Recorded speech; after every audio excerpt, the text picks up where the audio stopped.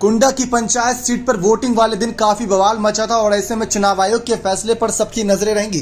दरअसल बीजेपी प्रत्याशी सुमन साहू ने यह आरोप लगाया था कि सीट के चुनाव के वक्त धांधलीबाजी होती नजर आई। कई बूथ पर बूथ कैप्चरिंग की खबरें सामने आई और साथ ही साथ यह आरोप लगाया गया था कि राजा भैया की पार्टी के कुछ समर्थकों ने और साथ ही साथ राजा भैया के भाई अक्षय प्रताप ने इस सीट के चुनाव के वक्त कई बूथों पर समर्थकों को दौड़ाया था जो बीजेपी और सपा के समर्थन में था। तो ऐसे में सुमन साहू धरने पर भी बैठ गए थे एसडीएम ऑफिस की बाहर और उन्होंने कहा था निर्वाचन आयोग से मांग करते हुए कि इस चुनाव को मान्यता ना दी जाए, वरना आप सभी को पता है कि यहां पर जीत किसकी होगी, क्योंकि धांधलीबाजी होती नजर आई। आप बीजेपी प्रत्याशी ने यह गंभीर आरोप लगाया। तो ऐसे में सवाल बहुत बड़ा है, क्योंकि बीजेपी की सरकार इस समय उत्तर प्रदेश में भी है और केंद्र में भी है, यानी डबल इंजन की सरकार है, उसको ट्रिपल इंजन बनाना चाहते हैं, इसलिए निकाय चुनाव की सीटों पर ज्यादा से ज्यादा नजर है। लेकिन सुमन साहू ने गंभीर आरोप लगाया था। इसी के साथ साथ राजा भैया ने यह ऐलान किया था कि उनकी सीट पर उनके प्रत्याशियों की जीत होती नजर आएगी, क्योंकि यहां पर ना ही बीजेपी ना ही सपा कोई विरोधी दल पर कहीं ना कहीं प्रचार करने तक नहीं आया, किसी की एक भी रैली होती नजर नहीं आई, तो सबको पता है।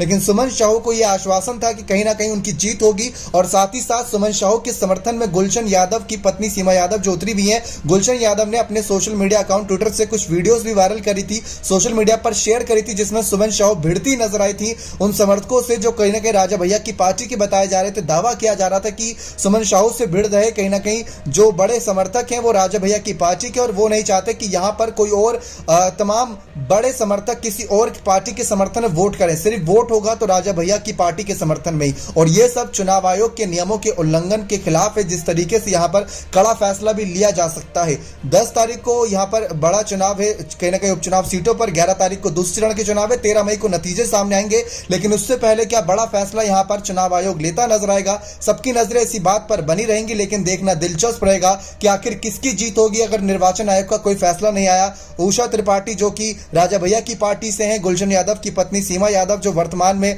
कहीं ना कहीं इस पंचायत सीट से आगे थी, जो कि राजा भैया के पहले समर्थन से आगे होती थी, लेकिन इस बार राजा भैया ने अपना प्रत्याशी उतारा, तो बीजेपी की डॉक्टर सुमन साहू को यहां पर जीत मिलेगी। देखना बेहद दिलचस्प रहेगा। अपनी राय इस मामले पर जरूर दीजिएगा और चुनाव आयोग क्या फैसला ले या ना ले इस बारे में भी अपनी राय दीजिएगा। बहुत बहुत धन्यवाद।